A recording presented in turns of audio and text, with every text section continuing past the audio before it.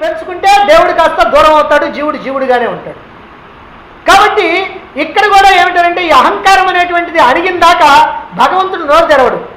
అందుకని అర్జునుడు ఇప్పటిదాకా అహంకారంతో మాట్లాడాడు, అందుకని ఆయన కూడా మౌనంగా ఉన్నాడు. కానీ ఇప్పుడు అహంకారం అడిగింది, అశ్రుపూర్ణాకులేక్షణుడు అయ్యాడు. అంటే కళ్ళ వెంట నీరు వస్తూ ఉంది, ఆవేశాలకి లోనై కన్నీళ్లు గార్చడం ప్రారంభమైంది. అదిగో అప్పుడు జీవుణ్ణి ఉద్ధరించడం కోసం భగవంతుడు అతడి దగ్గరికి పరిగెత్తుకుంటూ వస్తాడు. సిరికింజప్పడు శంకు చక్ర యుగముంచేదో ఈ సంధింపడు అని వచ్చినట్టుగా అదిగో ఆ ప్రకారం వస్తాడు. అదే ఇప్పుడు జరిగింది. అందుకే అంటున్నాడు, క్షుద్రం హృదయ దౌర్బల్యం త్యక్తో ఉత్తిష్ట. ఈ హృదయ దౌర్బల్యాన్ని వదిలేసేవయ్యా ఓ అర్జున, ఇంకా నీకేం అక్కర్లేదు.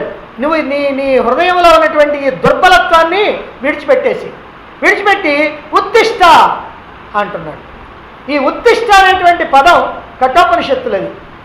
కఠోపనిషత్తులో ఉత్తిష్ట, జాగ్రత్త, ప్రాప్యవరాన్ని నిబోధత అనేటువంటి 3 పదాలు ఉన్నాయి ఒకే మంత్రంలో. ఉత్తిష్ట అంటే లెమ్ము, జాగ్రత్త మేలుకో, ప్రాప్యవరాన్ని నిబోధత మహాత్ముల్ని ఆశ్రయించి వారి ద్వారా జ్ఞానాన్ని పొందు అని ఈ ముఖ్యమైనటువంటి విషయాన్ని అద్భుతంగా కఠోపనిషత్తు చెప్తుంది. కఠోపనిషత్తు చెప్పినటువంటి ఈ విషయాన్ని ఈ 3 పదాలని పట్టుకొని వివేకానంద స్వామి ఎక్కడ ఉపన్యాసం చెప్పినా చివరికి ఇది మాత్రం చెప్పి ముగించాలి. ఎందుకనంటే అందరూ కూడా అజ్ఞానం అనేటువంటి నిద్రలో ఉన్నారు. ఈ నిద్ర నుంచి మేలుకోవాలి. ఆ నిద్ర నుంచి మేలుకోవాలి అని అంటే అందుకు వాళ్ళకి కాస్త ఒక జర్క్ ఇవ్వాలి. అందుకని ఉత్తిష్ట, జాగ్రత్త, మేలుకో, ఇంకా నిద్రపోబాకు, ఇంకా నిద్రపోయామంటే నీ జన్మ వృధా అయిపోద్ది. ప్రాప్యవరాన్ని నిబోధత, మహాత్ముల దగ్గరికి వెళ్ళు, ఆ మహాత్ములను ఆశ్రయించు, వాళ్ళ ద్వారా జ్ఞానాన్ని పొందు, నీ జీవితాన్ని తరింపజేసుకో అనేటువంటి విషయాన్ని అదిగో స్వామి వివేకానంద తన ప్రతి ఉపన్యాసంలో ఈ దేశంలోనైనా వేరే దేశంలోనైనా ఎక్కడైనా సరే అని చెప్తూ ఉండేవారు.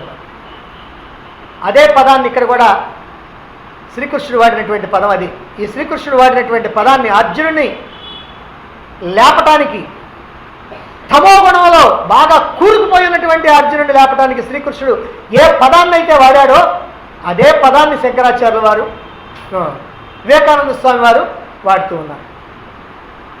ఇక పరంతప అని అంటున్నాడు అర్జునుడిని. పరంతప, పరులను తప్పింపజేసేటువంటి వాడా అని. ఈ పదంలో కూడా ఏదో ఒక అర్థాన్ని మనం గ్రహించాలి. నిజంగా చెప్పాలంటే అర్జునుడు పరంతపుడే. ఎందుకనంటే యుద్ధరంగంలో కనుక ప్రవేశించాడంటే ఎదుట ఉన్నటువంటి వాళ్ళని చీల్చి చెండాడతాడు, అందుకని పరంతపుడు. కానీ ఇక్కడ పరిస్థితి ఏమిటి? ఆ యుద్ధరంగంలో ఎదురుగా ఉన్నటువంటి వాళ్ళని చూచి ఈయన కాస్త రథోపస్తులై కూర్చున్నటువంటి వాడు, ఈయన పరంతపుడు. కానీ ఇక్కడ పరంతప అనేటువంటి పదాన్ని ఉపయోగించడంలో నువ్వు నిజంగా చాలా గొప్పవాడివి, నువ్వు నిజంగా పరాక్రమశాలివి, అస్త్రశస్త్ర విద్యా విశారదుడివి, నీకు తిరుగులేదు, నువ్వు వీరపురుషుడివి, నువ్వేం భయపడాల్సినటువంటి పని లేదు అని చెబుతూ పరంతపాన్ని గుర్తు చేయటం ఒకటైతే, రెండో విషయం ఏమిటంటే యుద్ధరంగంలో పరులైతే తప్పింపజేస్తావు కానీ నీ అంతరంగంలో ఉన్నటువంటి కామ, క్రోధ, లోభ, మోహ, మద, మాత్సర్యాలు అనేటువంటి అరిషడ్వర్గాలు 6 శత్రువులు ఉన్నారే, ఆ 6 శత్రువుల్ని కూడా తప్పింపజేయాలి. అది ప్రధానం అనేటువంటిది ఈ సమస్తమైనటువంటి మానవాళికి అందిస్తున్నటువంటి ప్రధానమైనటువంటి విషయం. ఈ విధంగా పరంతప అని చెబుతూ శ్రీకృష్ణుడు ఆ అర్జునుడిని తన యొక్క పోటు మాటలతో అతడిలో ఉన్నటువంటి ఆ తమో గుణాన్ని కాస్త వదిలించేశాడు. ఎప్పుడైతే ఇలా మాట్లాడారో ఎవరికైనా సరే మహాకోపం వస్తుంది. నువ్వు మనిషివేనా, నీకు బుద్ధి ఉంది అని కనుక అంటే ఎవరైనా చప్పగా పడుకో నిద్రపోయాడని అప్పుడు లేస్తాడు. లేవడు. ఇప్పుడు అర్జునుడు మాత్రం ఉంది లేవడు.